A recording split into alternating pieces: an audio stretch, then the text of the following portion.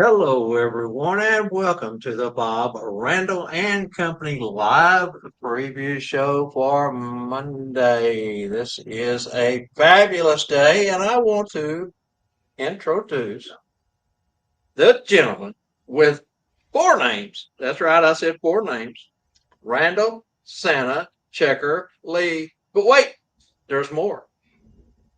He's a real Wagner. That's right. He gets so excited on Monday, he goes around wagging that tail.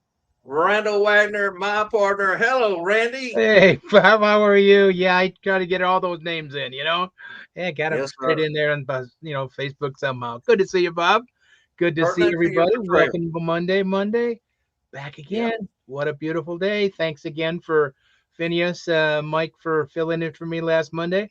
I was twisting last week, Friday, Saturday, Sunday, Monday. It was a fantastic weekend, and all I had was over the weekend was just a birthday party and a balloon thing at a church yesterday for their fall festival they had. So I had kind of a And, quiet weekend. It was kind of nice.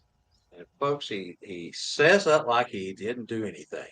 It was a quiet weekend. It was. I actually think I worked more today swimming in that pool for a couple hours than I did doing balloons and magic over the weekend. But Well, you know what? That's okay though. That's therapy. That's different. Work, I guess work can be therapy too, Randy, yeah, when you oh, really it look sure at can. it It sure in the can. It sense got me of through last year big time.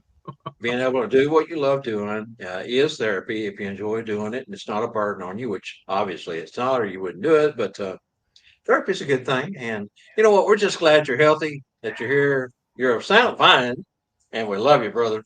I don't know about sound mind. I don't know about that one. That one, Bob. You kind of stretched that one a little bit about being sound mind. Uh, Well, uh, we're going to say, I care for you. uh, Hey, hashtag weather. Is that what it is, Angie? Weather, and then you put in like your city. Okay, hashtag weather, and then insert your city.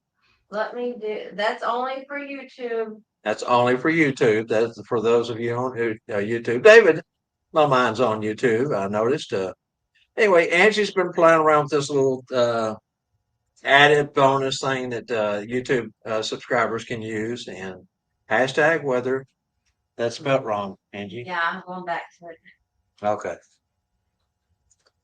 it's not rather, but weather. Anyway, it's just a little fun something. Oh, I didn't put my city. Well, you got to put your city in I'll there. you get got it to, in a yeah. minute. It's not Yourcity either. Not your city. You haven't got. Don't put that down, please. Yeah, she's gonna get it right here in just a second. You'll get There it. it is. Okay, There Angela. it It's Monday. It's okay. is. You put that in, and it pulls up your weather for you, and you don't have to go searching for it. It's just a simple little hashtag, and it'll let you know what your weather is in your area. What is our weather today, Angela? I don't know. It's not coming up The because you put a weather space is in it. It might be just programmed for the TNL. I'll have to go in there and fix it. Let me see. No, it looks like David got his in. there. You go. Weather, Hamilton, Ontario. Gray skies, coolest 69. No sun today. That's Oh we wow, had man! I some. stepped out last night to take the puppy out before bedtime, and I almost thought I was going to need a, jacket there for a minute. It was cool out here last night for Texas this time of year. We're grateful because we have Wow. been known to this month as well as July and August to be really hot at times. So anyway, fantastic. We've had a fairly cooler day here today. It's been nice. Fall is in the air. You can see the change coming, and we are happy here. We already have some trees that are just already turning here in color. They're already we've gotten down into the 40s a night or two, and it's back up and going to be 80 in the 80s this week anyway during the day, but it's tipping down to the 60s and 40s, 50s at night. But it's that big fall span up here now. But I couldn't believe when I was driving this morning, going, "There's a trees. Those few trees are already changing." It's Yeah, nothing. and there are some, very few, but some areas in the highest elevations in the lower 48th has had a dusting of snow already. So, as I said, the seasons are changing, and I love this time of year. You know, other than those who suffer with pollen, uh, allergies, that sort of thing.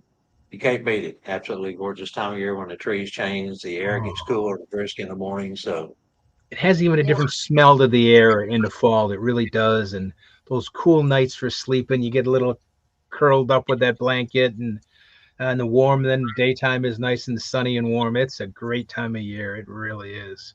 yes, it is. It's I see other folks trying to use the hashtag. I don't know.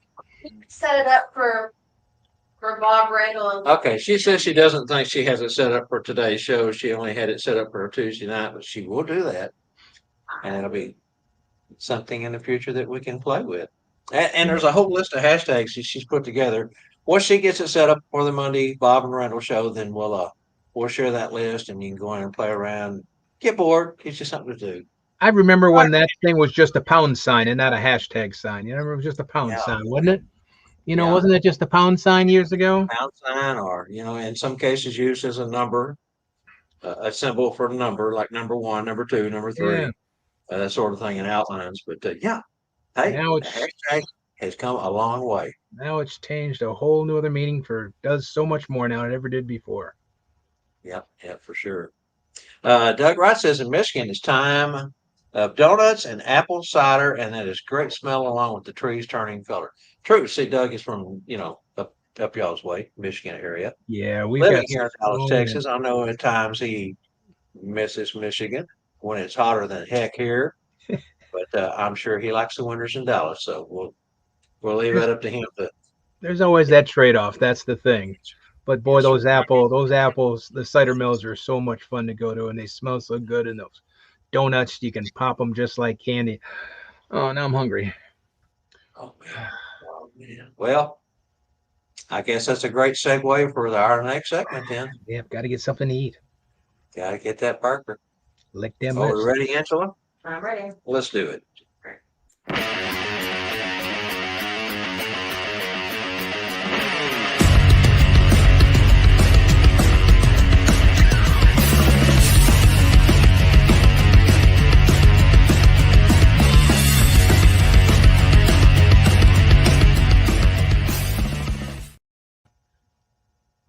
All right, as always, we are going to let Randy throw that question out there that he's got. He's got a good one for you today, as always. And love to have it, Randy.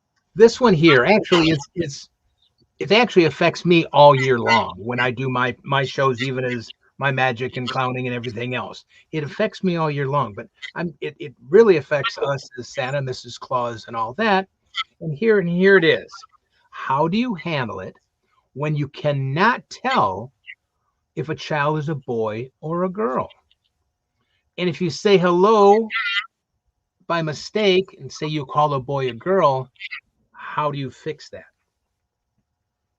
So I mean, it's. I was, in fact, I was at church yesterday, twisting balloons, and thank goodness I heard that the young lady was a young lady because she looks just like her brother, almost identical. It was a young lady and a brother. I wouldn't have known either. I would have said, "Hey guys, how you doing?" And I would have, especially now how things are about misrepresenting the child. Um, how do you how can you tell, or what do you do to so you don't have to worry about that? How does that work for you, Bob? I know you've got hundreds of thousands of boys and girls come up to you at the mall, and You would not believe how many times I have made that fatal mistake. And they will let you know about it in a heartbeat. And if they don't, older brother or sister will. If they're younger, I got called out by one boy that really got upset with Santa because he called his little sister a boy. And I just, of course, try my best to apologize. I'm so sorry. Santa wasn't paying enough attention, wasn't looking. I mean, what did you say? I mean, you apologize and say I'm sorry. I'll make sure I do better next time. So some Santas have said that I've had this conversation with candidly. Just stay neutral. Don't call it a boy or a girl. Just say, something that fits both genders. That way you don't catch yourself in a bad spot or make that mistake. But yeah, I've even had parents call me out, you know. But I Just mean, really quick. what is a good? What is a good? I'm curious about what the people say too. What is a good middle of the road that covers both? What you can't say Let's say, sweetheart, dude. You can't say buddy. You can't say pal. You can't say young lady. You meant young man. What is the proper hi child? What is the? I'm just curious. yeah, let's see what everybody has to say on that one Yeah, because that's the interesting part here is to see how everyone else handles it. I you mean, make a mistake. How do you cover it up? That's something. I mean, I've because I know I've done it before. There was a young man last year. He had a cute little bun in his hair, and he actually even was wearing a skirt. And it was a young man. And I thought for sure I wouldn't have had a problem, you know. But so like see just what like we've you got said, here. my very first year at the mall, I had a turns out to be a little boy, but had a bun, comes running from down the mall way, hollering Santa, Santa, Santa.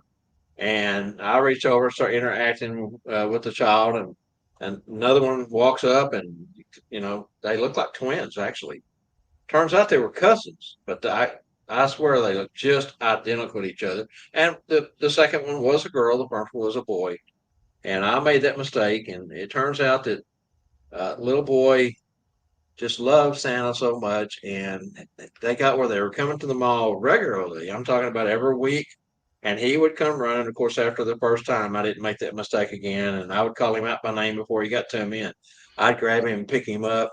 He just wanted Santa to hold him, and he'd hug on me. And it turns out the grandma was who was with him that day, and they the daughter and family ended up moving out of state. Well, not out of state, but down to South Texas, and I didn't get to see him anymore after that. I still stay in contact with her through Facebook, and she said time and time again she was going to bring him to see me, but they haven't ever showed up again. But for 2 seasons, though, I mean, I seen the little boy pretty much weekly, and he was just one of my favorite children because he loved Santa so much. And he just warmed my heart every time he come running. His name was Noah, by the way, but cute little boy. But yeah, you swear he was a girl. I don't. I mean, I asked my crew, every one of them, and they all thought he was a girl. So Yeah, it so wasn't just a that's mistake Santa made. It was just that look. And I had another one a few years ago, same thing. And of course, after that first year, Mama jumped all over me. I remembered. And so let's see what everybody else has to say. Go ahead, yeah. Randy. Santa Doug says you can't ask the name because what if it's Pat? Like it could be Pat, Chris. Um, I had one. It was a Brooke. It said Brooke, but it was a young man. I thought Brooke was a young lady's name, and Yeah. Brooke was a boy. So yeah, you can't even ask the name ahead of time. But that's kind of, to me, that's kind of past tense. That's after the fact of greeting. How do you greet them and not make the mistake? That's the thing. I mean, we can ask them their name when they come up, but you've got to say hi. I mean, maybe that's what we should stop at is hi.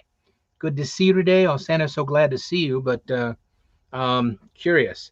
Um, Charlie Randy, Jackson says, um, "Hello, young person. What would you like for Christmas, young person?" Um, that's a good one. Um, just Gary Linder says, "Hello, how are you?" Works for me. So maybe don't even need to differentiate um, the whole thing. Good idea, Gary. well, Um, if you have more than one Randy, and you do know, for instance, the older brother's 8, and you can tell he's a boy, and then he has maybe some siblings with him, and you're not sure. You can always, and I've used this one before, but this only works on occasion if you're set up this way. But say, so young man, who did you bring with you today? Who is this you've got with you? And let them kind of let introduce you them. to This them. is my sister, my brother. Yeah, okay. If they Um, use Pat or Bobby again, as Doug has said, that could be generic. You don't know. Ray Bradshaw says, "I just say hello. How are you doing?" Or I say kiddo to avoid an issue altogether. Very good. Hi, Jenny Lynn. Good to see you. I talk about their shoes first. Make a comment about their clothing first before they get a little idea. I mean, some girls wear boys' high tops, especially Converse and things like that. They all look the same to me. But um, uh, AJ, good to see AJ. I would say how are you? How I would say how are you? How are you works a lot better for me. Just how are you? Um, Santa Doug, you could just say hello, little ones. Um, Here we go, Doug Wright. I got to add on to here. Doug Wright says, great question. I've made the mistake before once. Ever since I've waited for mom or dad to introduce the children to me, or I use Mrs. Claus to run interference and checks before they get with me. I now also ask the children's name, ages prior to the visit, which can help. But some are newer names, parents' names. Their kids are getting harder. Uh, yeah, the names are getting harder too. They're not as easy to remember as Mary and Sue and Bobby and all that.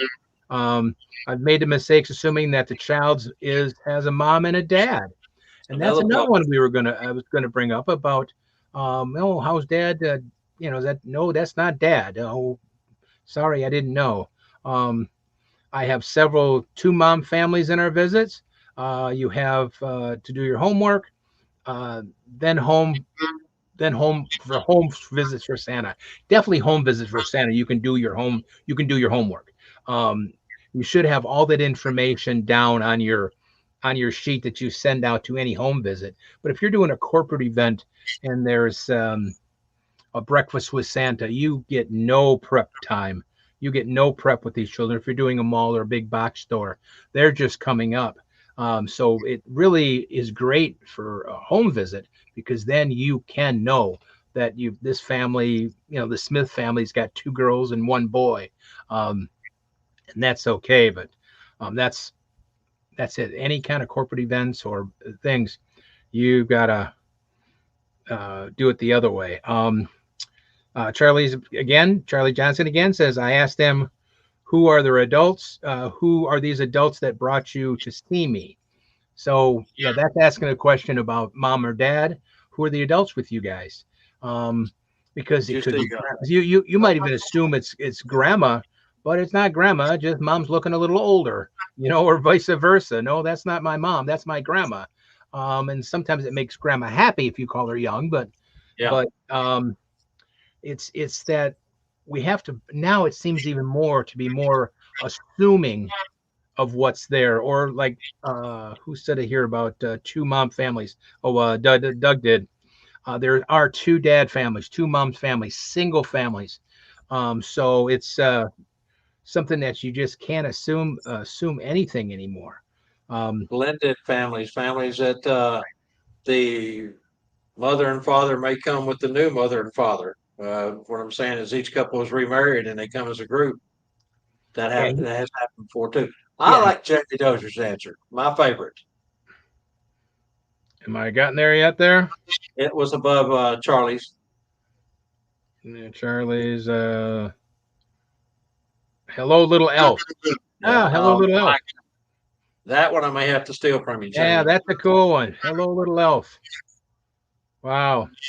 Jenny Lynn says also she refers to them as little ones, Yeah. as littles. Um, Spangle just says he's watching. He doesn't have any opinion here. He's just watching. Um, Sal says the best thing is not to use any pronouns. Talk to them in a generic like. That is what you like. What would you like for Christmas? Not we don't need to do the thems, the theys, and all these kind of things, or even to put, like I said, if it's a girl, if it's a boy. And I've always been for years. A boy was, hi dude, how you doing today? Yeah. It's my Yeah. Santa deal, or it's a young lady, it's a little sweetheart. Hi sweetie, how are you? Yeah. But you just can't anymore.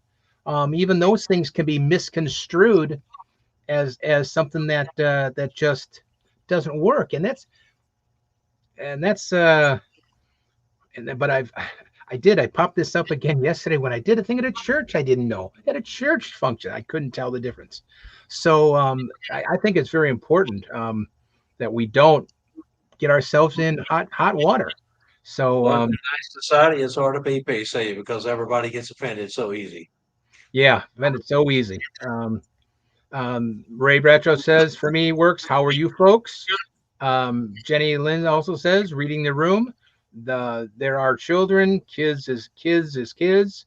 Um, Start talking about the weather, hobbies, North Pole, computer, elves, etc., and get them talking, and maybe you can hear a voice pattern about Yeah, or how they're, if it's a boy or a girl that way.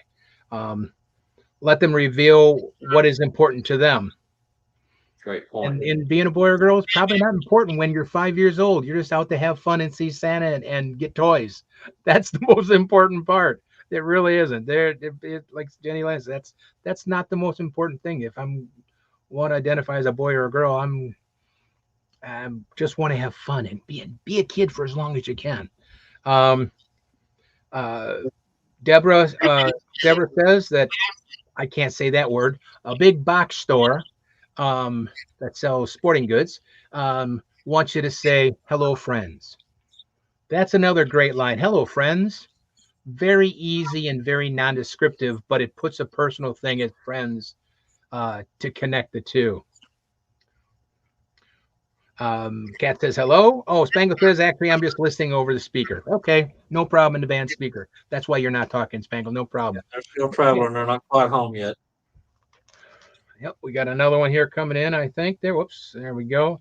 Uh, Ray also says I work with a huge transgender client here in Dallas, Denton, and I strive to make them all welcome in my chair. And that is what Ray said on the bottom there. Is is the major line so far to make Yeah, them comfortable and welcome in the chair. We don't want to make if it's a child, if it's a teenager, if it's a you know an older person, an adult. We don't want them to feel uncomfortable with Santa, and so to come up with how we don't identify the wrong way with someone um, is really a um, is really a necessity now. I think now more than ever. I think you could get away. I remember years ago, going back in Magic, you could do a birthday party, 5-year-old, 6-year-old, 10-year. You could put a sword through their neck. You could use a pair of scissors, real scissors that are 12 inches long. You could do a wrist chopper. You could do all that stuff back then. There's just no way can you do that anymore. It's just not acceptable for a young child. And that's even with Santa now. You have to worry about how you even identify um, with the children. And I know I've made those mistakes very easy because you can you're going to swear on your life that that's either a young boy or a young girl, and you can be wrong, or just you're used to doing it for 25, 20 plus years, saying the same thing. Hey, dude, how you doing? I'm not a dude. I'm a girl. Oh, I'm sorry, or whatever it is. And you don't want to, like Ray said, you want them to feel welcome in the chair with Santa, and that's a great, great line, Ray. That is what we need to do. That's why I wanted to bring this up to see what else everybody else is doing. I really like the one that um, hello, hello and friend. never said, just say hello, friends. All right, little elf. Hello, friends. It's very easy to read. You don't have to remember anything. You're just my friend. Or the elf one is cute. Is very cute. Hello, little elves. So that's Yep. good, good, good. As always, guys. That's what's phenomenal about everybody that watches. We got a big one. We got one here from Jeff here. I'm gonna have to. Whoops, that's too far. Where? There we go. Um, Jeff says, had a young child come up with long blonde hair, pink leggings, pants purple, t-shirt with unicorns on it, and said, "How are you, young lady?" The mom went berserk on me, screaming at the top of her lungs that it's a boy, demanding the manager that I was fired on the spot, and wanted to lots of free stuff, quickly correcting, and said, "Let Santa adjust his glasses so I can see how." And the child was fine with it all about the mother, was off the chain telling other visitors, screaming at the people that did not agree with her. The management only asked me to use more caution. So now it's just hello, little friend. And I wouldn't blame Deb for saying hello, sweetheart, or hello, young lady. If you're wearing if you have long blonde hair, pink pants, leggings, and unicorn shirt, I would I would make that mistake. I mean, it's a, but we can't because we want to do exactly what Ray said, make them feel welcome and comfortable in the chair. So it's got to be, hello friends or hello little elves or whatever. Um, and she wanted you fired and out of there immediately. I mean, that's how angry some, or they can get offended, like Bob said a while ago, how offended they get so quickly, um, over that. That's the society that we live in nowadays. That's reality. That's what it is. That's what's out there. That's what you've got to deal with. Yeah, so it's I'm on most of my shows now. I have, you know, changed as much as I can and not say that at all. I just have been saying hello, but in my magic end of it. But with Santa, I like to be, come on up here, bud. Come on up here. It's got to change. It's got to be the friends or the elf or whatever. I think I'm going to use the friend because that seems to fit me, my personality, or my character as Santa better than the elf one. And but that's something we have to do because we don't need what possibly could have happened to Jeff be fired and caused other problems. You know, But for us, Randy, we're set in our ways. We kind of have our own speech patterns in our right? brain that just rolls out off the end of our tongues, and as you've said, it's something that we really got to be cautious about now going forward. Yeah, because I mean, whoever any Santa or Mrs. Claus that have done it for years, how many Thank hundreds of thousands of children have you spoke with? So it just like Bob said, just rolls off your tongue. That's how you greet them. That's your personality. But we have to change our personality when it comes to this now, just so we don't have to. We don't want to offend anybody for one thing. We don't want to, if that's because we don't want to say the wrong, gender that way. But we don't need. We want to make every visit a positive one, and that could really deter it. So you know, Kane's got a point there, and I was thinking the same thing to myself, Kane. And again, when you go back a step further and you look at why Santa has to have liability insurance. it's all it's those chosen few that wanted to make money. It's those chosen few that wanted to. Well, like Jeff said, she demanded or wanted a bunch of free product or something like Yeah, that. yeah, Um, yeah, so she was just, again. I don't know for sure. I don't really know for sure. The old fashioned is innocent until proven guilty. So I don't know for right. sure. But there are, like he said, there are those that just want to cause a problem and get something in return, and we can't And leave ourselves open for that either. I've thought to myself when a situation like that has arisen, and not only as Santa, but in life in general, is gosh, I wonder what kind of home life those children have. Starts making you question the adult in the family, uh, their motives and the way that they act. If they act that way in public, how are they at home with the children? And us being children's entertainers, that's just something that crosses your mind Mhm. at times. I like Ray's question there too because darn, he has a good point. Yep, it says, so what am I supposed to be offended of today? I can't keep up. Can't keep up. Can't keep up. Yeah. Even if you Um, stand in the middle, you can't keep up because this side's doing this and this side's doing that, mm, and you're caught in the middle. yeah, the middle doesn't work anymore. But then you can't be any other side because that's too extreme for the other side. So, Yep. um, yeah, it's I just was curious, but I think for me, I'm gonna do everything I can to get that friends word out only, instead of trying to say buddy or sweetheart. I do what Jenny Lynn does too. I love to compliment. Hey, but I'll say, hey, dude, man, what a cool shirt you got on, or sweetheart, oh, what a lovely dress, or I love your shoes, But I'll say that sweetheart or dude first, and I'm gonna say, my friend, you look fantastic. You know, I you got a great whatever. I always like to compliment on the clothing, Something like I get them to always do. talk. That's just me, but I always put the gender before that, and it's not really a gender. It's just uh, uh, and because I don't know their names. Pattern of speech. Right, pattern of speech. It's not. I'm not. But they think then we're labeling, and we don't want that because we want to do what we need to do, and that's what it says. That welcoming into the chair and feeling comfortable.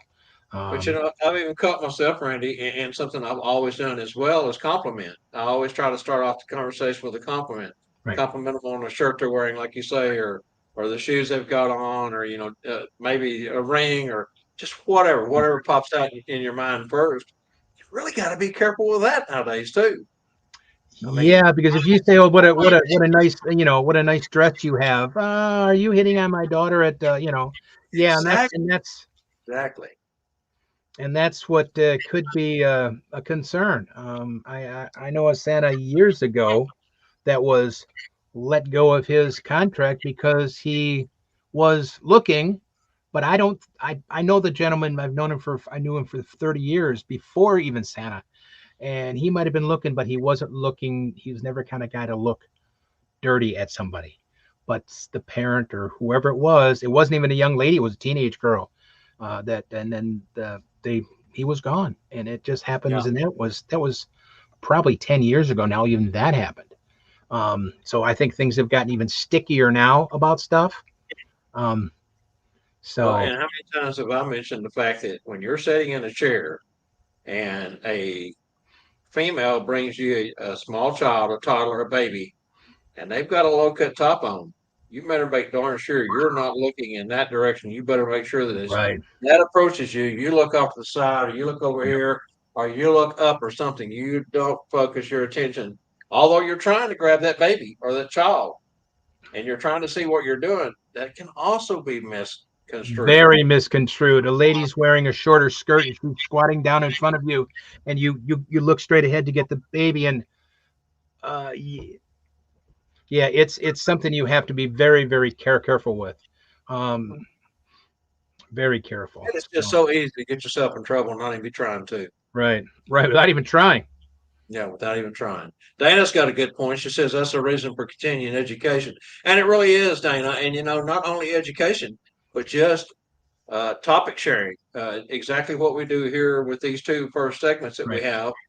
Not here, but at every event that Santa's and Mrs. Claus attend, if it's an eat and meet, if it's a conference, if it's a school, if it's just a weekend out with some of your friends that are also in the Red Sook community. These are all things that you can talk about. And the more we share with each other, the better we are. yeah. I mean, and that's what she said. That's what we can help each other out this way, and we're better together. And thank you for everybody always sharing. Thanks, Doug. That was a juicy burger question. Yes, it was. Yeah, Right. Well, heck, let's move along. We've let's do we it. spent half an hour here already, and Yeah, I'm afraid that mine's going to open up a can of worms. And you know me, I don't say but just a few words when I ask my question. So let's see if we can get this one out there. And this one again goes back to continuing education, intellectual property, copyright, and trademark. That's something that we all seem to, I think, in the back of our minds understand, but there's a lot of new people coming into our industry that don't get it. They just don't understand that you just can't go out and take something and use it for your own. Okay, so if you knew, and this is just a hypothetical, if you knew that a person had made a product, that product is original. When I say original, I mean that design had never been produced before for sale in our industry. That product had been sold on the market for years. Say they developed it in 19 or 2015, just whatever number you want to throw in there. And it's been out there for 5, 6, 7, 10 years.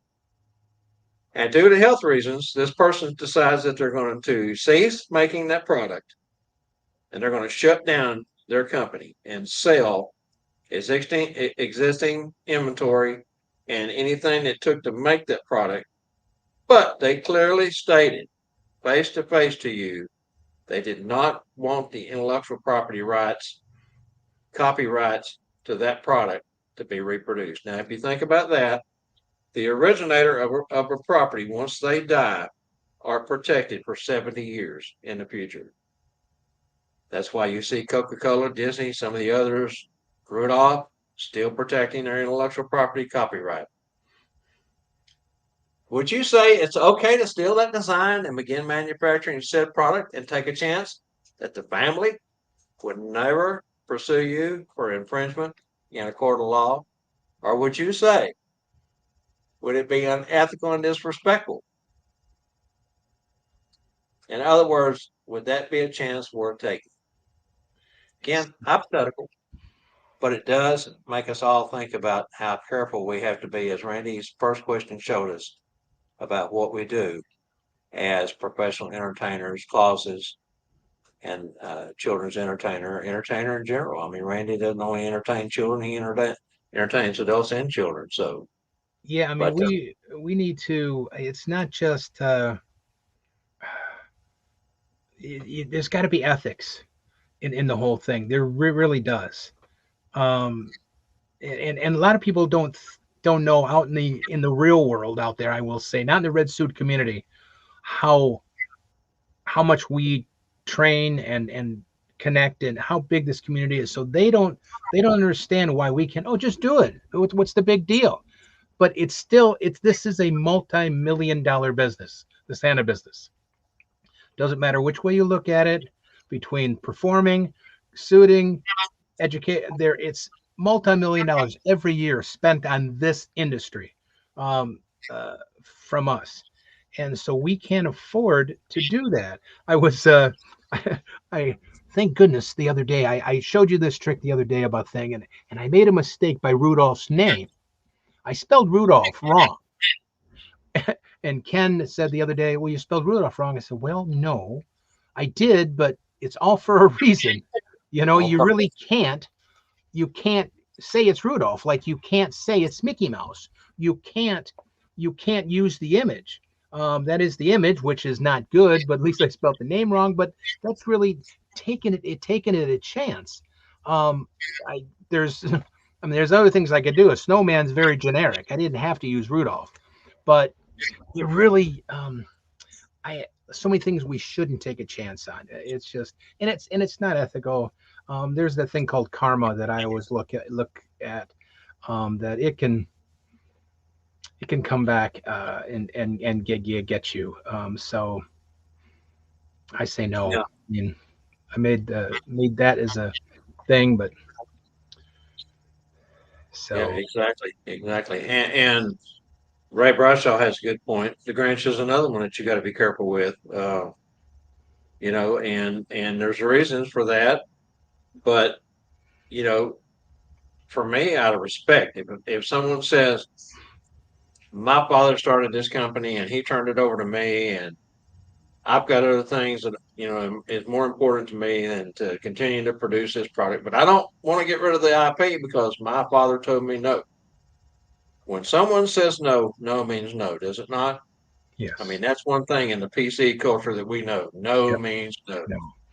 And so just like I said, it was just a hypothetical. I thought we'd throw it out there, kind of get our brains. I like to be thought provocative. Well, can I mean, you think about it. We could talk about look what's closing. Pro Nose is closing. Yeah, You talk I know. about a company that's closing that's been around for a while. They're closing the end of the year.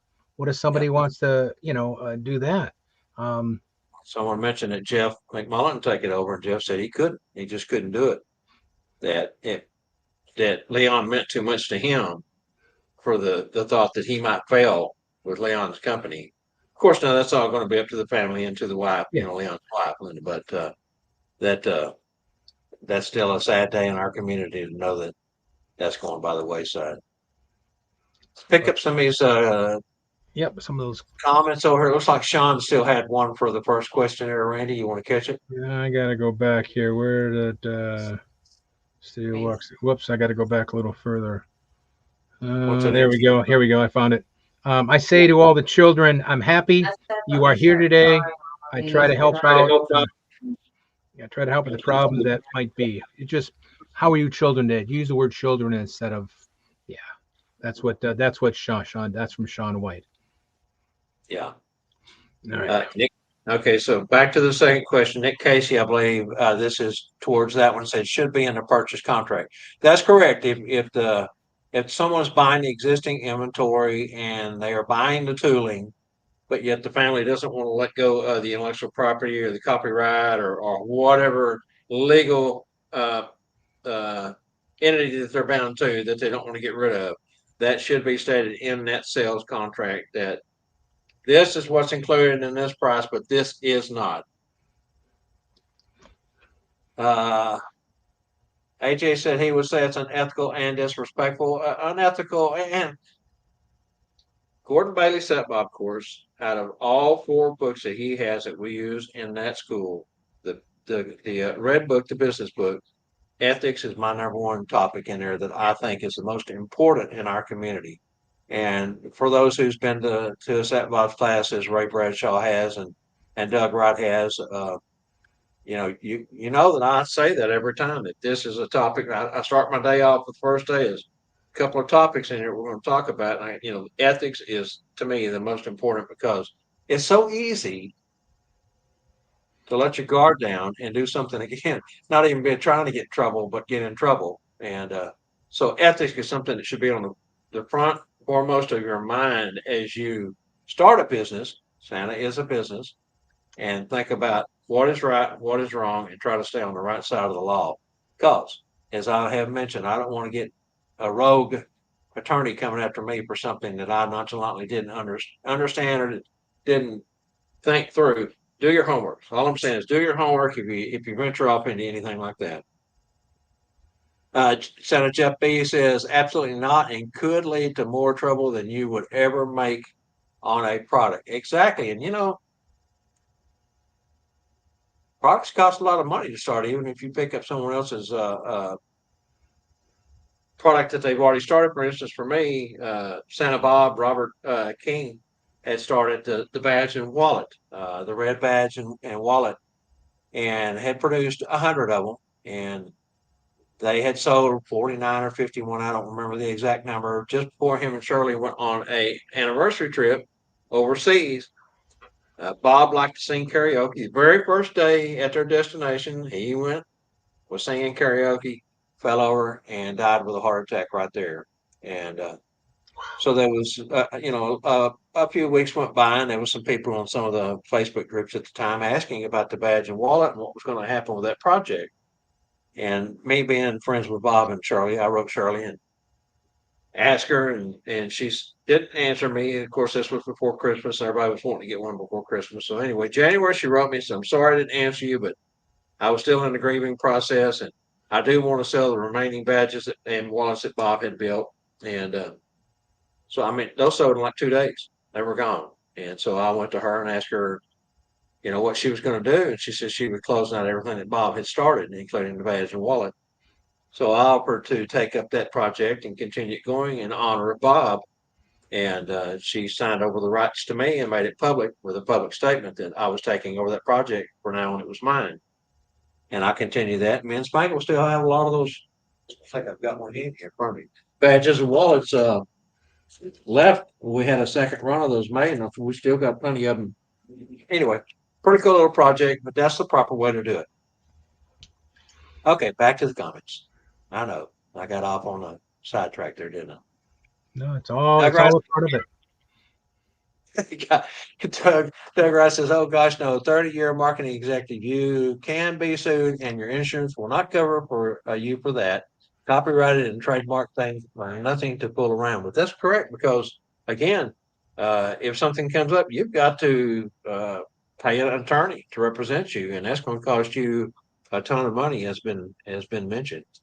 Ernie says, I have a trademark and copyright to protect my brand and logo in 3 categories. Should never take the chance and use it. It took me a couple of years working money to have it done and protect my brand. It does. It's a long process, Ernie, to go through those, any of the legal matters. And again, it's not cheap. It's costly. So those are definitely things you want to protect. Nick Casey says, when I need to talk, Ernie, love to hear more about. Oh, okay, that's a conversation between Nick and Ernie going on. Doug comes back and says, Santa Doug, that is. I think it would be harder to ask the question, could you sing Rudolph the Red-Nosed Reindeer at an event that you're charging, even though lots of people do because children want that, it's still also protected. So what do you do? That's a good point, Doug. Also, back to my question. If you make a one-off, say for instance, you saw something that someone else had made and you wanted one, but you couldn't afford their price, and you could find a way to make it cheap enough, you could make yourself a copycat of that. And I don't think, and I could be wrong, it's just me babbling here, but I think that you could probably make yourself one as long as you didn't sell that product, for yourself, a one-off. But if you go into manufacturing and start trying to sell that, then that's when you've crossed the line. Someone Yeah, correct me if I'm wrong. yeah, you might. It might be the ethic might be kind of to make it yourself, but we understand sometimes you can't afford it. It's when you sell it, definitely that's when it totally crosses the line that you are now making a profit on their idea and their product that you're making yourself. That's when it really crosses. I don't know if the other one does. It might emotionally or something like that, but we all know sometimes we can make some things at home. It's rough to say that, but um, it's that. But they're not profiting. And that question about Rudolph, as far as I know, you're still not supposed to sing it because, and also if you think about it, somebody in that house, somebody in that corporate event has got one of these, and they're listening to doing this around, listening to everybody sing, and that then it's on tape. That's why when we did virtual like crazy a couple years ago, bing bing bing, you can't do bing bing bing, can't do bing bing bing, can't do. It's taped. But now, how many people have cell phones? There probably is an event that's not taped somewhere.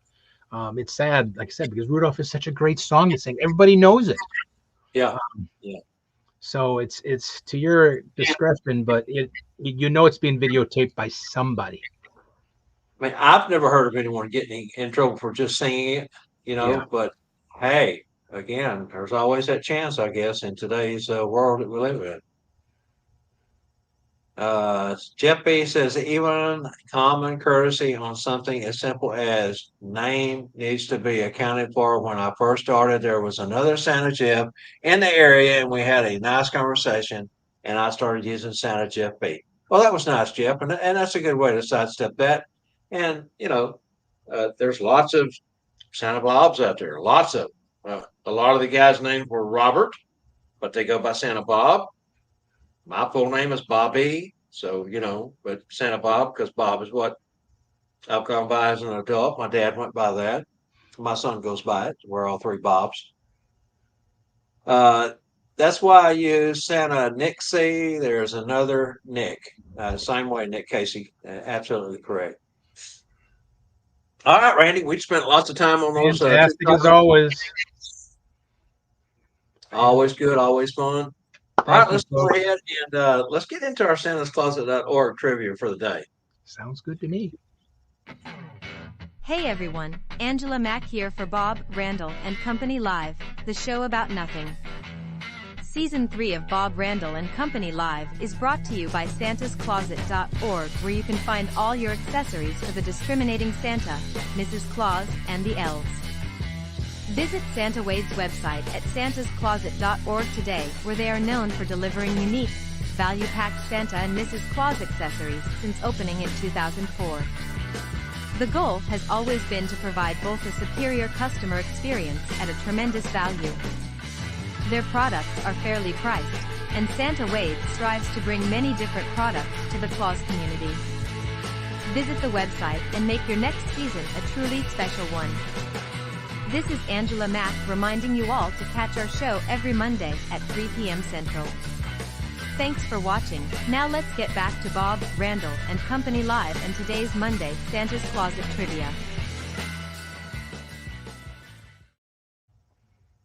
Okay, Randy, there's a few YouTube comments that didn't pop up in StreamYard that Angela brought up to my attention. All Let's right. go ahead and do our trivia, and then we'll come back to those handful of All YouTube righty. comments there. So And today is Monday Fun Day trivia, right? Today's topic is love is in the air. Ooh, Love in the Air. Again, this is where we need the movie and the year of that movie. These are quotes from a movie. And again, there's two things. You get there. You can win. You're actually winning two things. To get your name goes in a hat for the scholarship for North Pole Cornerstones 2025, and then you also get a gift sent to you from Santa Closet. .org always does us a great job sending out some goodies. So here we go, folks. Love is in the air. Remember, we need the movie and the year. The first one is Tell Her That You Love Her. You've got nothing to lose. You'll always regret it if you don't. That's number one. Number two is a toy is never truly happy until it's loved by a child.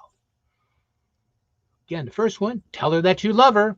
You've got nothing to lose. You'll always regret it if you don't, for number one. Number two is a toy will never truly be happy until it's loved by a child. Love is Movie in the and air. year. Love is in the air. Love is in the air. That'd be a good song. If I could sing, that'd be a good song. Yeah. All Where right, do guys, you you all work on that before we do jump back onto Yeah, the hot topics I do want to add at this point because we are in the middle of the Santa's Closet.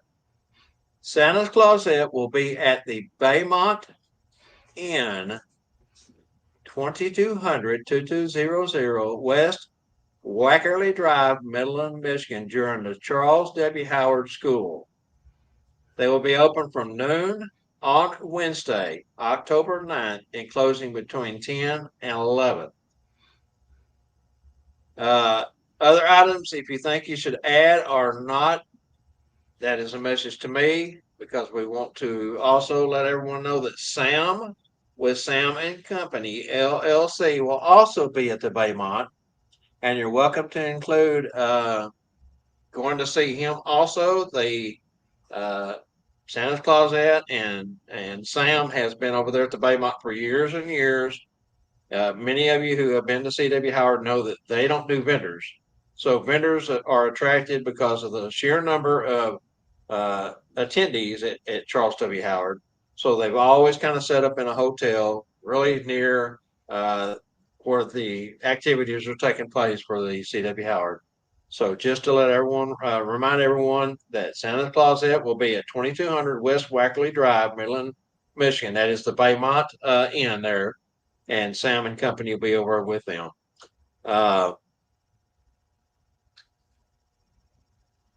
See if I missed anything. I think that's pretty much it. We just want to let everyone know that there is another Sanders.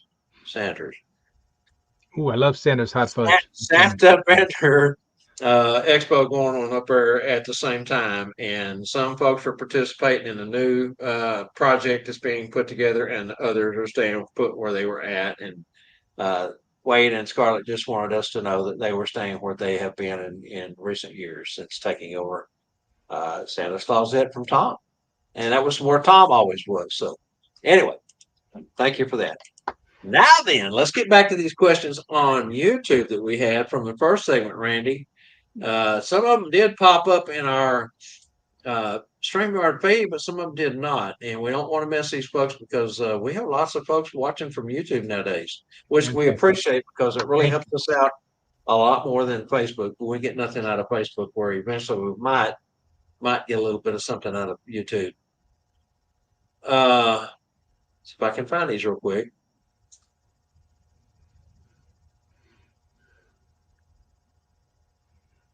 Okay. So back to David Milmine. He says, this is where it is so beneficial having a working partner help Mrs. Claus. Phineas sets up for me most of the time, making it clear who we have. That's going back to your question, Randy. That goes back to, and that's somebody finding the information out ahead of time. Is a boy, girl, before it gets to Santa or to Mrs. Claus, or Mrs. Claus does it, so you don't make that mistake. And that's great to have that buffer person. That's just a fantastic. That CYA. I know. Diane Vian says, hello, friend. I don't know if she said hello to us or someone else, or if that was, meant towards that comment. Yeah, probably meant towards the comment, hello, friend. Yeah. And Bill Coach says, I have been in the same position. Now I just stick with nice to see you unless I know their names. And like I said before, we don't, if you're doing a corporate event, you're doing a big box store, you're doing a mall, you're doing breakfast with Santa, they're just random people by the hundreds. You won't know their names unless you know that that is the organizer's family and that's told you earlier. And that's usually happens on something like that. Um, I do a tree lighting for a local city here, one of the tree lightings, and I know the families of the board of the city. I know the children's names, the parents' names of that, but the 500 people afterwards, it's just a production line. You don't know it then, but those I do. So Yeah, exactly. And wouldn't it be nice in a perfect world? And this might be something Spangle, you still listen? Might be able to pick up on, but that with his trailer, his Santa trailer that he's put together, but that when you're in a corporate position or even at the mall would be so wonderful. Gosh, it would be so beneficial for every child to have a name tag as they come through the gate to see Santa or when they come through the line to see Santa. but Again, some are hard to pronounce, though. Some are hard to pronounce. So those names are generic at times, but yeah, wouldn't it be? boy. uh, I wish I would have kept this list of names that I did on a virtually thing. I just sent a virtual message out, and there was about 8 names, and I downloaded a thing to my phone for 4 pronunciations, and that was even it didn't get it because they were an ethnic name and it didn't get the right vernacular. So even though it pronounced it vernacular, or it wasn't it vernacular or whatever it was totally different. So it's that would be cool to have names because then you could maybe help out a lot. It could Yeah, help out a lot, but I would maybe 2 out of 3 might work, right? yeah, there you go. It sure would. And that sometimes 2 out of 3, you're better off than anything else. Spangle says he's still here. Said All I'm right, here. great. Well, maybe name tags. Maybe Jetta can do name tags before they come in to see you, or yeah, I'm sure they have their own system set up. But anyway, it was just a thought. All right, let's go ahead and get into our Talbot Insurance Services.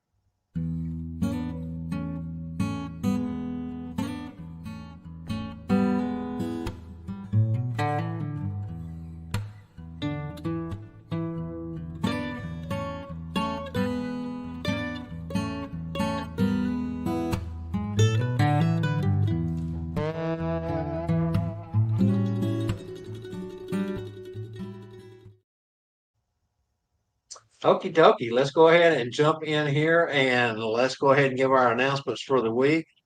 First thing is we want to announce that Norfolk Cornerstones, the second annual sessions, and there's been a little bit of a change here. We haven't said anything up till now, but I'm going to go ahead and let the cat out of the bag because we're 99.9% sure this is the way it's going to be. We're going to add a bonus day. That's right. January 30th, Thursday, will be a bonus day. More to come on that in the next week or so as we release the rest of our curriculum and our instructor lineup. We have added several new instructors. They will be guest instructors, not part of the official NPC team, but guest instructors. This is going to be a fun class. I cannot wait. We set the bar high last year. When we walked out of there on Sunday night in February, we told ourselves, how are we going to top this? How are we going to make this even better? What can we do to refine it? What can we do to make the curriculum that we've set as a standard for the backbone of this school?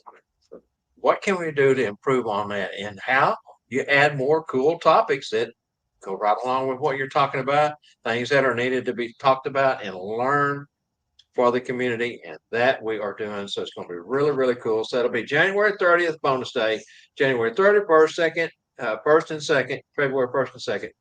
Boy, am I having trouble with that. 2025, San Antonio, Texas, Marriott Northwest. Say that they watch out for all of our media blitz that we're fixing to start doing. And just remember, think about coming. Talk to those who came back in February. They will tell you.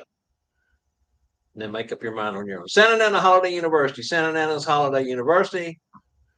Going to be in Scottsdale, Arizona, September 26th, 7th, 8th, and 9th of this year. Coming up at the end of this month.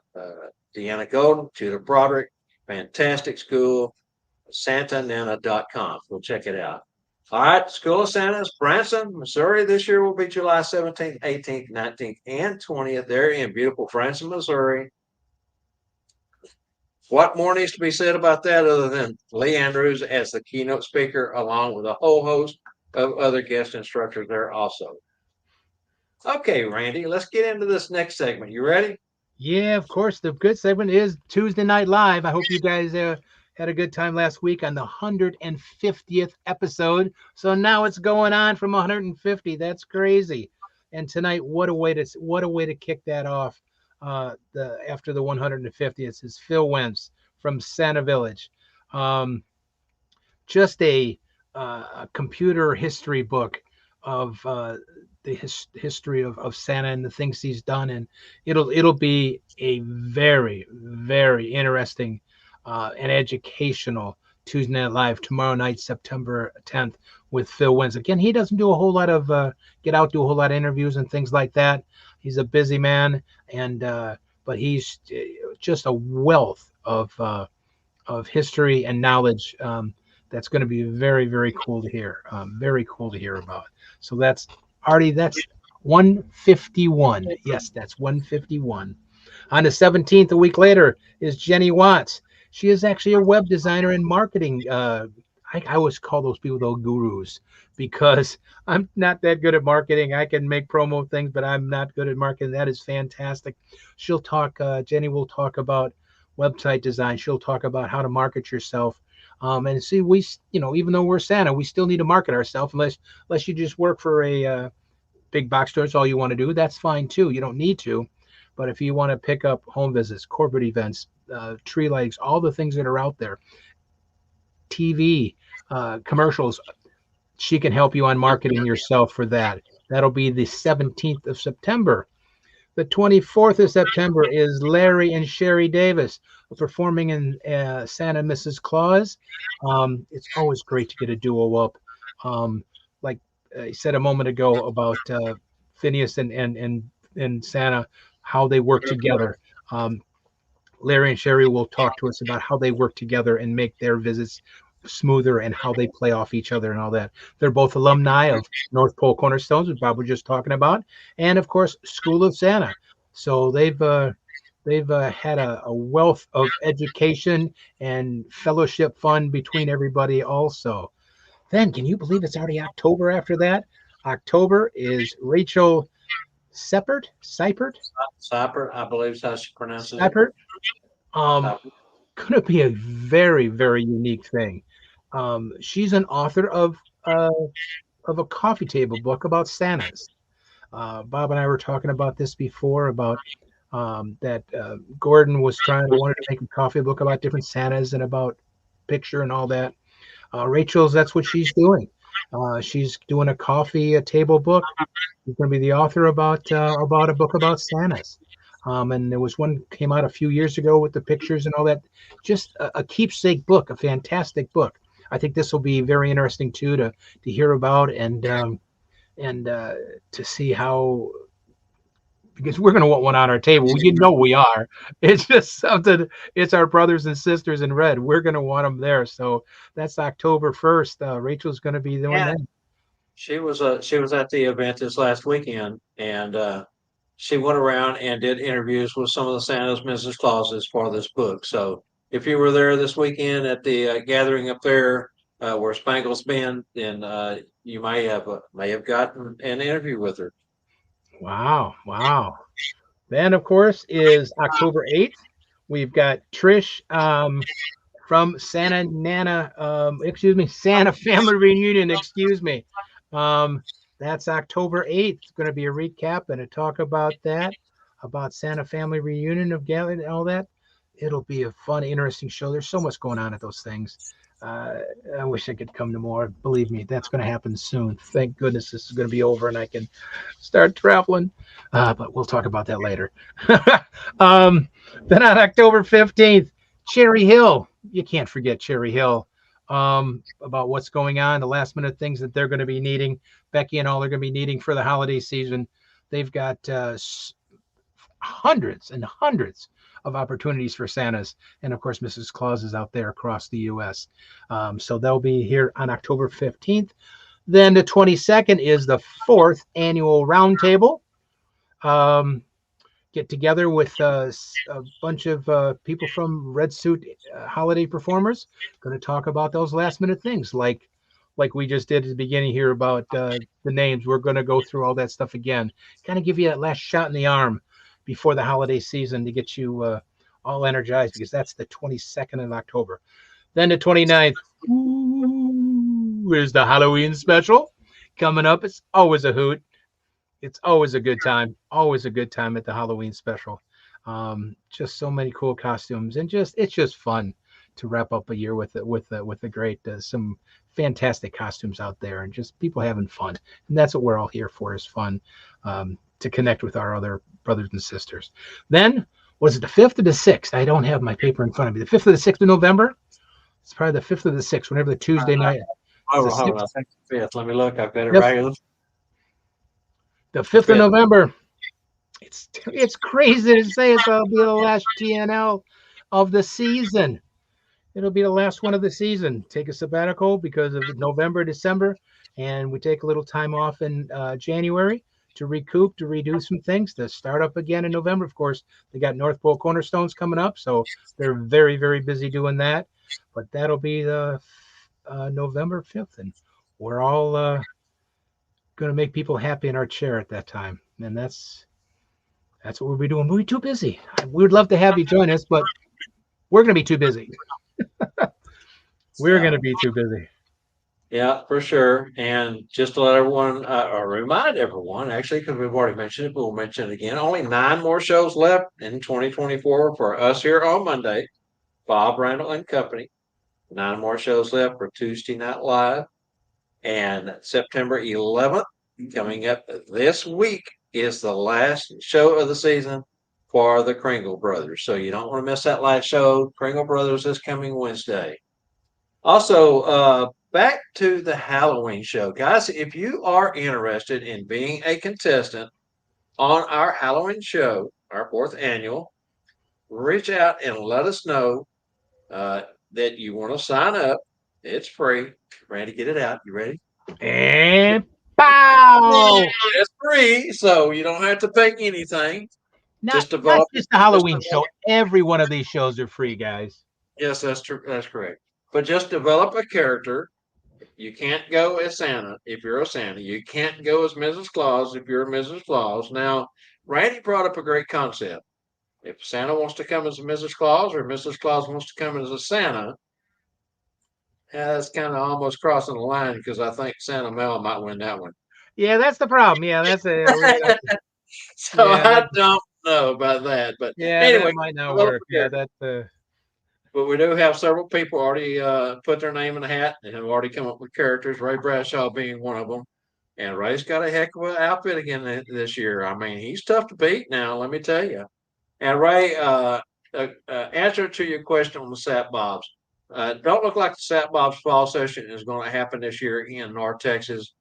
Multiple reasons why that I won't go into too deep here, but let me just say that I have taken on the Super Santa Sunday in Virginia Beach, Virginia. The middle of February 2025 will be the first time that I will be able to come back out with the Sat Bob's curriculum. That will be a 2-day course up there, 3 hours on Saturday and a full day on Sunday. If you're interested in doing Super Santa Sunday, put that term into your search engine and it will pop up and tell you everything you need to know. That's a clown school that goes on there the previous days leading up to Super Santa Sunday. This will be their 40th year for the clown college and their last. They're going to discontinue the clown portion of that after this year and only stick with the Santa portion. That's why they're expanding from just Sunday, getting into Saturday, and starting next year. That will be at least a 2-day class. Not the 2025 session, but 2026 will be at least a two full days of Sunday for Santa up there that they're going to be doing. So anyway, there's a number of reasons. One is the business side of the legal side of what I've had to do with Gordon's books. Let's put it that way. With the books themselves, the books I speak of are the course books. Hopefully we'll have that resolved and everything will be good in 2025. So again, my apologies. We tried, we worked on it, but it just doesn't look like we're going to be able to put that together for this fall. All right, Randy. A lot going on, brother. Yeah, that's great. That's what this business is. It's amazing. Every week there's something going on, and the people outside don't understand. And I shouldn't say outside, but that aren't in the red suit or holiday performance community don't understand how much what we do week in and week out to better ourselves, to make their children, their family happier, and make magical moments forever. I mean, they don't really know what we do. Even at that, when you start talking about business aspects of anything, legalities can get in the way. As we mentioned in our first segment today, how you Yep. can get yourself in legal trouble. You got to be careful, and I mean between Norfolk Cornerstone, Sat Bob's, the Tuesday Night Live, the Monday Show. I mean, I could continue to eating meats for Texas State standards. Have I bitten off more than I can chew? I'll tell you what, I'm chewing really hard and trying to keep up the best I can. So Those elephants keep on growing and growing, don't they? bear with me, guys. Bear with me. All right, let's get into our trivia answer. You ready? All righty, guys. Here's the trivia question for today is, again, tell her you love her. You've got nothing to lose. You'll always regret it if you don't. And the second one was, a toy was never truly happy until it's loved by a child. Number one is from the movie Love Actuality in 2003. And number two quote came from Rudolph the Red-Nosed Reindeer in 1964. And the That's winner correct. is Paul Angela? Anderson. Paul Anderson. Congratulations, Paul. All right. Yeah. All Actuality 2003 and Rudolph the Red-Nosed Reindeer in 1964. Paul, I don't know if I have your address or not, and I know you. I think he's across the border, isn't he? Yeah, I believe Paul is, yes. Yeah, I think he is. So send me your address and let me see what we can do there, Paul. And also your name goes into the drawing for the NPC Norfolk Cornerstones for February 2025. So, and by the way, I'm glad I thought of that. We will be doing the drawing for that on our closeout ending season show November 5th. That'll give you time to prepare if you are the winner, since the school won't be until the end of January. So Gives you November, there you December, January, give you 3 months to get all that prepared. something we needed to say, and I forgot to mention it earlier, and that made me think about it right there. All right, fantastic. Are you ready to do some TIPS? Yes, let's do some tips, everybody. Woo-hoo. Fun, Go. fun, fun.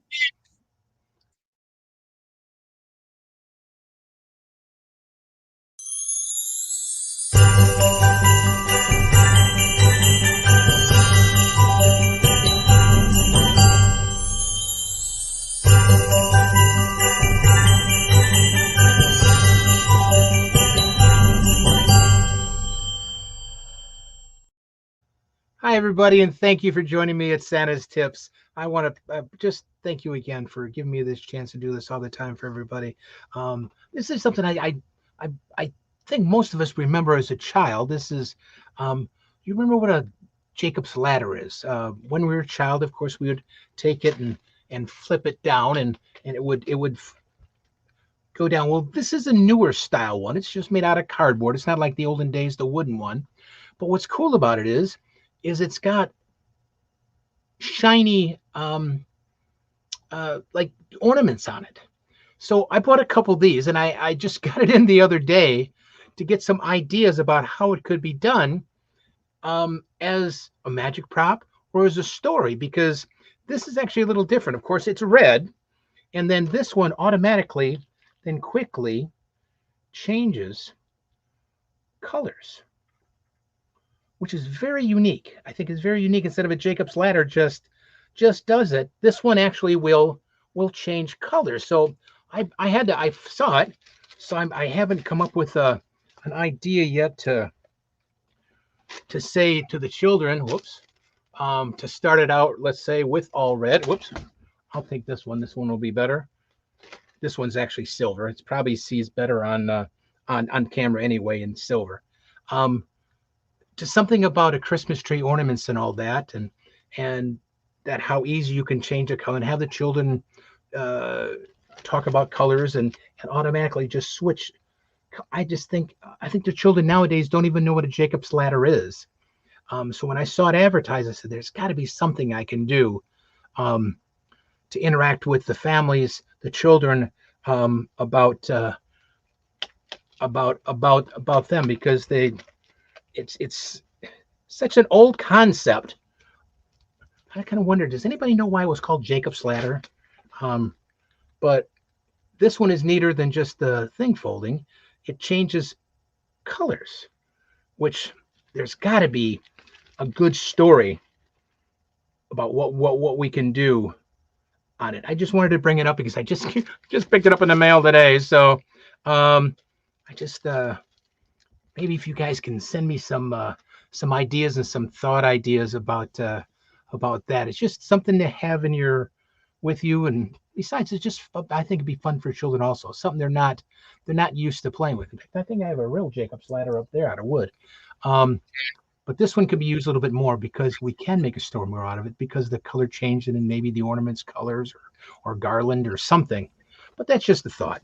So let's go back to the thing that a couple weeks ago I showed you a little trick about putting some silks in a bag, and I'm just going to change it around a little bit. Of course, everybody, this is something that you can have Mrs. Claus or an elf or do help you with, and it can be as short as you want or as quick as you want.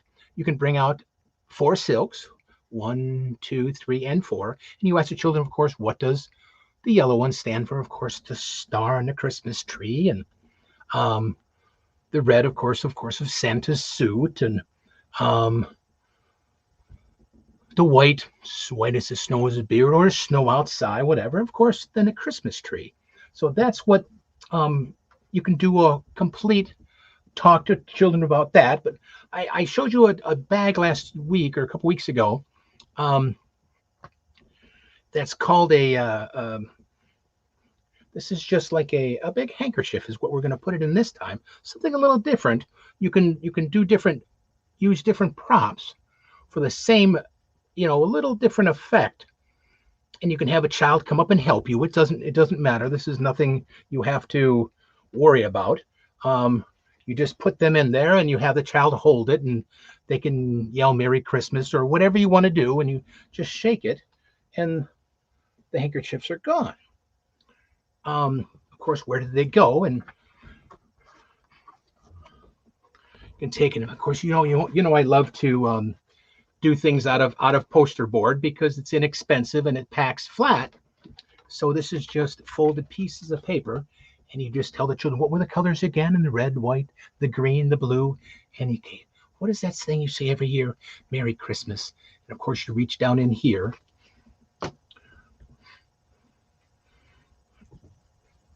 And that says Merry Christmas.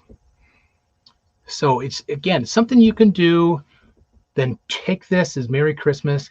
I always like then to turn it into a song. And, there's nothing better than we wish you a Merry Christmas. We wish you a Merry. It's an easy way to turn, or at the ending, Merry Christmas. Oh, Santa's got to go. Or an ending because you're done. It's an easy way to turn it into something else. I showed this prop on the other day on Mel's thing. It's just a piece of cardboard with a little, basically, pocket on the inside. So when a handkerchief goes into here, you can put streamers if you want to, but you don't see anything. It's nothing. It's completely flat. Then you just close it up, and of course that opens up, and then you produce that out of there. This one here is called a trick called a devil hank. Now this is used by magicians for a lot of other things. It's just a double-sided handkerchief, with a pocket in it. Let me get the handkerchiefs out of there. They fall way down into there. So when you fold it up, you then have the pocket there, and you put the handkerchiefs in the pocket. It's much better when you're standing up working. And then you can just drop it, and they go nowhere. They're right inside. You can, of course, this is just made out of. You go to Joann Fabrics, you can even buy nice Christmas material. I use this one. It's just stars and it's red, so I use this for a bunch of just the regular magic too. But it's just one more way to take a little bit of magic, some silks that pack small and everything else, and turn it into a song, turn it into your ending.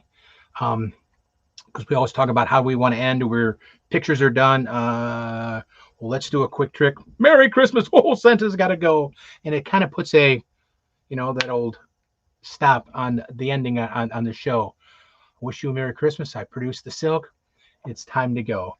Jacob's Ladder, I haven't gotten any real routine yet. So if you guys want to help me with that, I would be grateful to help me with some really cool wording to make that as a fun thing to talk to the children about. If it's about ornaments, if it's about, I'm not sure yet. That's the only thing I think of at first. But I bought a couple. Of course, I'm an eBay fanatic, so I found them on there, and always got to think about that. And I told you last year, this is something that, remember, guys, our mind and our imagination is the most magical thing we have. It's limitless. We can create whatever mind almost thinks about, come up with ideas, because we write our backstories, we write the stories, we write the beliefs to the children. So do it, and things like that. I'll figure out something because it's going to be fun, and I just like to do it. Thank you again so very much. As always, I am so blessed and so honored to be a part of Monday and Tuesday Night Live crew. And you guys have all been fantastic helping out today. Thank you very much. See you soon. What's that heebie jeebie wooby Wheel, wooby? would you? Oh, that gets me every time you say that. Jacob's Ladder's pretty cool. I'm like you. How do you use it though? I mean, maybe the audience. I just would like to. It looks Christmassy, and most children don't know what a Jacob's Ladder is. They don't even know the concept, and it folds very quickly in front of their eyes. It changes color very, very fast. So I think it would be something that could be a lot of fun. I don't think they'll last very long because the way they're made, it's not really the best quality. But it's just that it's especially if you do. I have a home visit, 18 years. This one family, and it's always every year. Every year is something different. I don't know if I'll do this or not, but there's always something I do different with them. Even though they want the basics all the time, I can't go without reading "'Twas the Night Before Christmas." I did add the little mouse guys last year, little mice that come out of the box when I read the story. So little things like that, just add something, change it up. And it just keeps our juices flowing, it keeps our imagination, and keeps our mind thinking about what we can do. Because we don't need to steal, like Bob talked about earlier. It's a trick. It's something you found. Oh, I can do it myself. I'll do it. Be unique. Be an individual. Because, like I said so many times, you're selling yourself. There's thousands and thousands of Santas out there. You got to stand out. So, thank you again, guys. As always, thank you so much. We talked about integrity and all that stuff in that first segment, but reputation is another word that goes hand in hand there with that. Okay, well, that's pretty cool. That's fun. Yeah, and like I say, keep it fresh for those who you visit year in, year out, that you want something new. You know what, though? You gave me an idea and I know you can't travel yet, but we're already looking forward to North Pole Cornerstones 2026. I got an idea for you.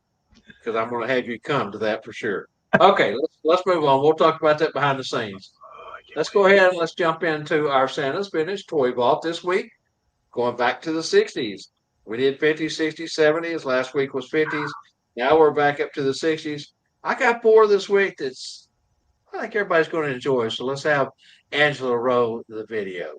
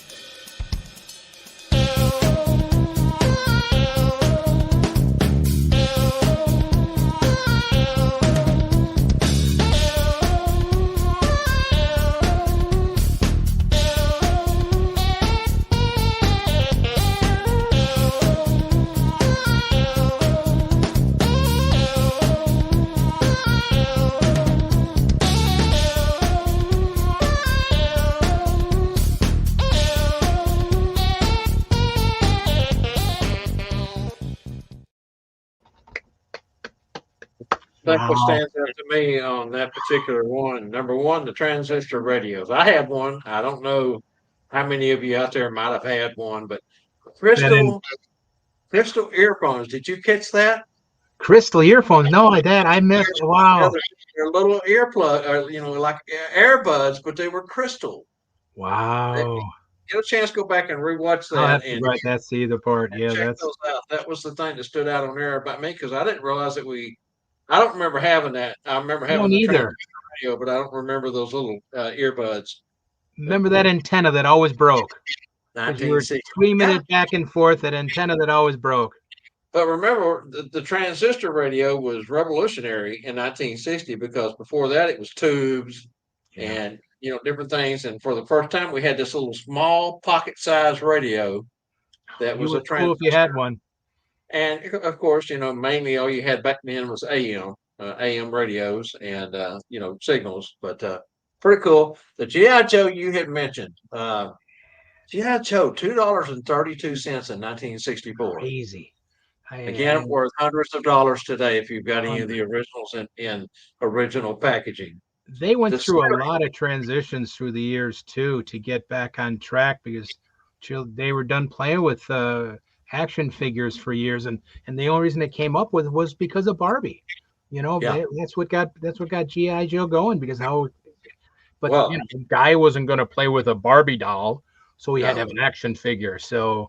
And how they came up with the name was very interesting. I watched a TV show about G.I. Joe, about how it came up with that, and it's. But there was a period there in the '60s when, like all types of different girls' dolls, like Chatty Cathy, and I mean, there's just more and more of those were produced in the '60s. The action figures, and not just G.I. Joe, but there was many, many, many others, even Ken to go alongside Barbie.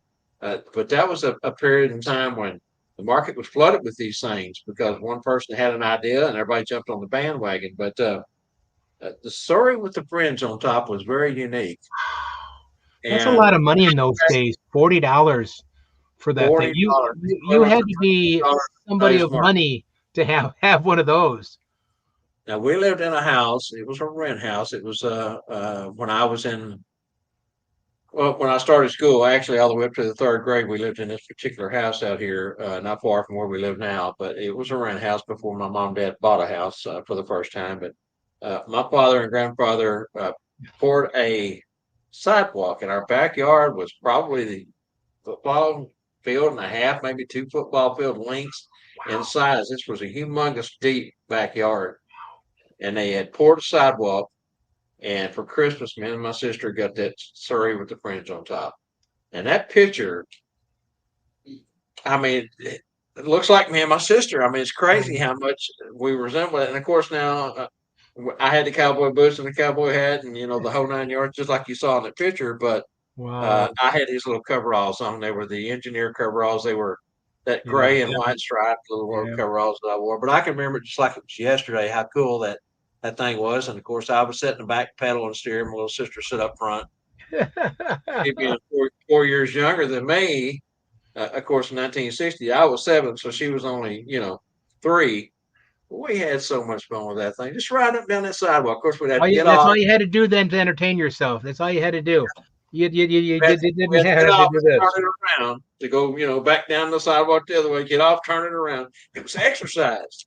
We had so Uh, much fun with that. that's And of great. course, what can you say about the game of Twister? Still popular today. Yeah, Still played at parties. still Even playing. Gabor made that famous on the Johnny Carson show, and $3.88 when it came out, That's crazy for a plastic sheet with dots on it and a spinner. You and a know, card with a spinner. Exactly. that's it. That's just 1966. Unbelievable. that's it. But All yeah, right, well, we've had fun with that segment. We may try to run it. We'll do at least one more segment on that for the 1970s. But I'm thinking about maybe going back a little bit earlier than that. Not the reason I started the 50s, 60s, and 70s because that's the age group that most of us will be in. yeah. But it might be interesting for a week or two to go back in the 20s and 30s and 40s. Wow. I did a little research yesterday, like skateboards. Skateboards were popular in the 60s, but they have a history that goes way back I beyond had that no that I didn't idea. realize. I had no idea it was before the '60s. I had no idea. Wow. Pogo sticks. Pogo sticks. Oh, They were very those things popular were in the 60s. dangerous. And what are those things called? You walked on. You put your feet on. You were like 3 feet taller. Stilts. Stilts. Yeah. Yeah. But the pogo stick goes back to the 1800s. That's crazy. A pogo stick that would kill you. I didn't realize it. I mean, I was just, I was intrigued, and me, I get off into some of the stuff, and then one thing leads to another, and before you know it, you Google something. For instance, here's a good story. You Google something, and you put in the first 3 words, and instantly Google or even YouTube. Let's say YouTube. You put something in on YouTube, you put the first 3 words in, and it pops up suggestions. Suggestions. Well, Yeah. the very first thing that pops up intrigues you, so you forget about what you're going over to see, and you start watching that. And then you watch something else. You watch something else before you know it. You spent 2 hours watching stuff you didn't even go over there to intend to watch. And then you go, oh, yeah, I went over to do this. And then you go back and try to do that. And it's been fun. Oh, what is that saying? Oh, look at the squirrel. Is that what you're trying to say? There you go. All right, guys. Thanks, everyone, so much for coming in with us today and enjoying this day. Me and Randy had a lot of fun today. I hope you have too. And we hope to see you back here next week. Don't forget tomorrow night, Bill Wentz. You got to check that one out. If you haven't watched the show on Tuesday night yet, you got to get there. That man's history. I mean, I did not realize he started at such a young age. That's the one thing that pops out to me from the very beginning is when he got started and how long he's been at Santa's Village in Dundee, Illinois. See everyone later. Thanks, Randy. Bye, guys. Thank you. See you soon.